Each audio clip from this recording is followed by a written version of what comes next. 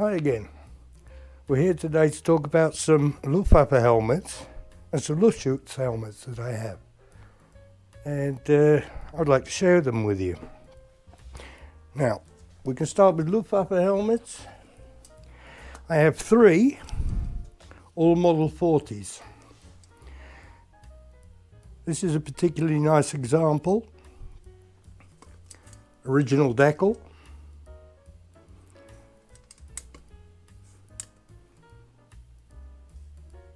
Original liner.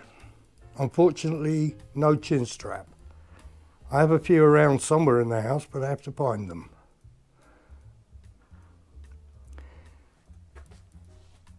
This helmet was overpainted after the war with red paint, possibly for use by the fire service. It's been properly cleaned to bring it back to the original colour. Unfortunately, there's still a few flecks of red paint to be seen, but you have to look very closely. It's a nice helmet. This will be going in the website shortly. Another Luftwaffe helmet, Model 40 again.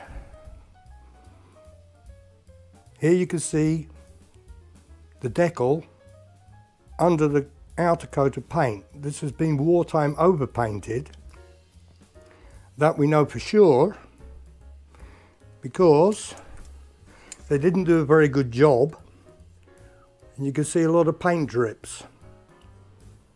It was obviously very quickly done, and for wartime requirements it didn't need to be neat, it just needed to function. This helmet again is complete with liner, original, and an original chin strap.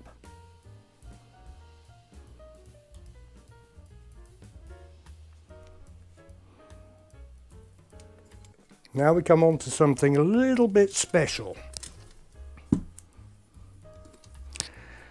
This is from my own collection. Again, a Model 40. The decal is almost perfect. All complete.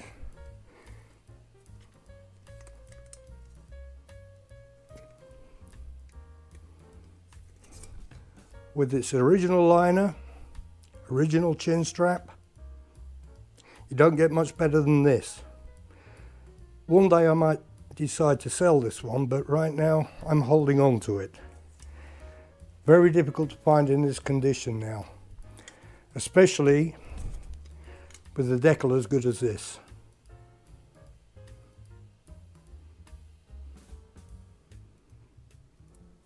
Okay, now we move on to Luftschutz helmets. Air raid wardens helmets, basically.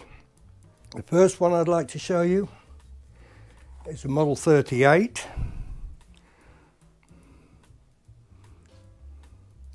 Model 38 Luftschutz helmets were made in 3 pieces. The crown, the front visor, and the rear visor. You can see that it's been welded up along the seams. This is a very interesting helmet. You can see on the front visor the number 40. This is obviously the person to whom the helmet belonged. This helmet, very nice labels inside. You can see the maker's mark and the price tag, 8 Reichsmarks. You can't get them for that price anymore. But also what's interesting is it says that it's owned by this company. I did some research on this company. It doesn't exist anymore, but it did after the war. But they mostly dealt with bottled water and that sort of products, probably for civilian use. But this would be a factory issued helmet. The decal is almost perfect. Very difficult to find in this condition anymore. Next, we have another Model 38. This is made in the same factory as the previous helmet, but these were made for the Bulgarian Civil Defence. Here you can see the decal on the side.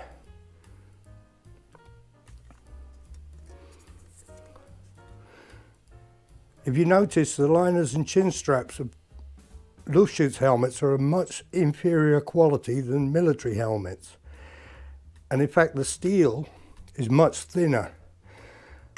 Military helmets obviously had to be stronger because they were constantly being used, whereas Luftschutz's helmets only during air raids.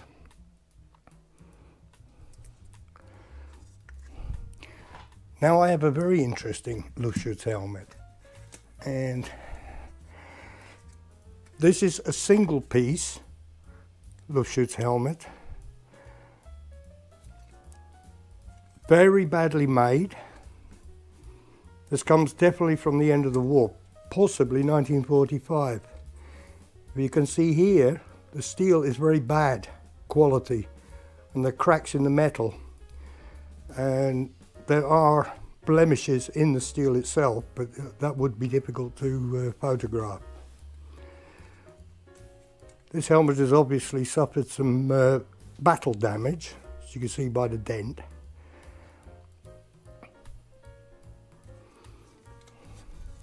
Complete apart from a torn chin strap.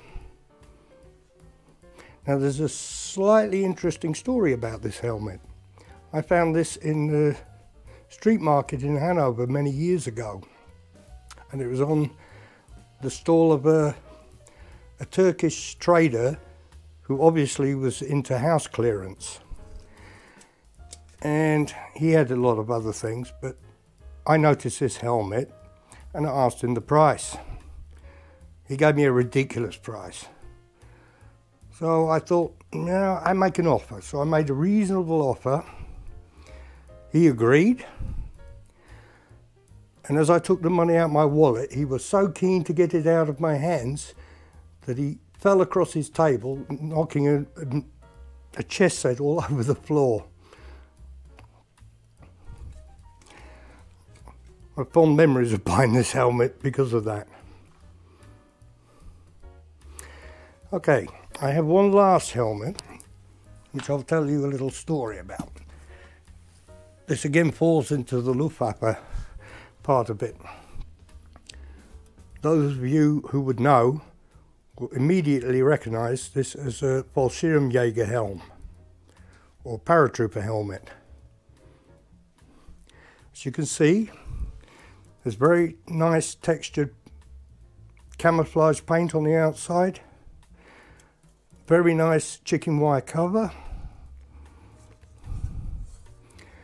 And if you look on the inside, complete with the liner and chin strap. And the shell, I don't know if you're able to see that, is stamped ET71. Yeah, it's difficult to see, but it is there.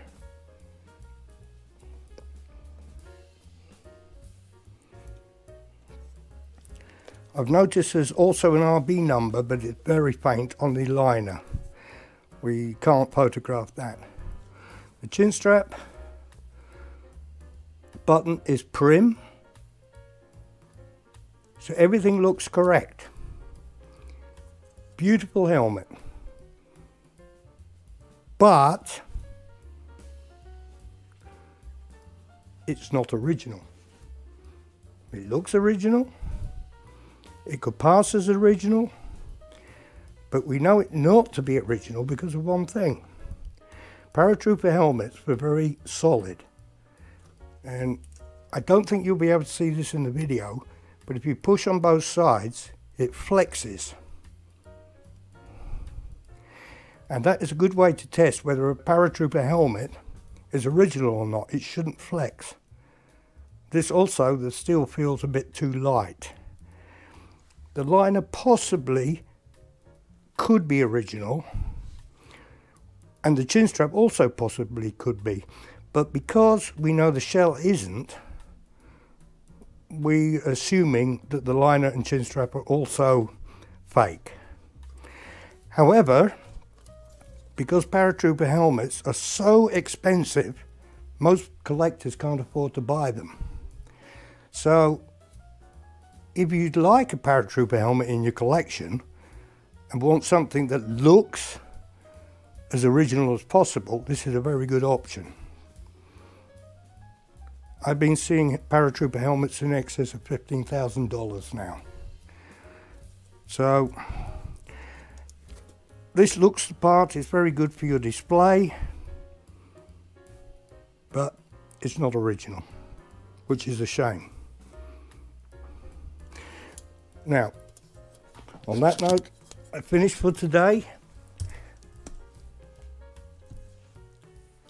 And I will be making more videos in the very near future. Please check out our website. Some of these items are already available for sale, and others will be going in the near future. Thank you very much for watching.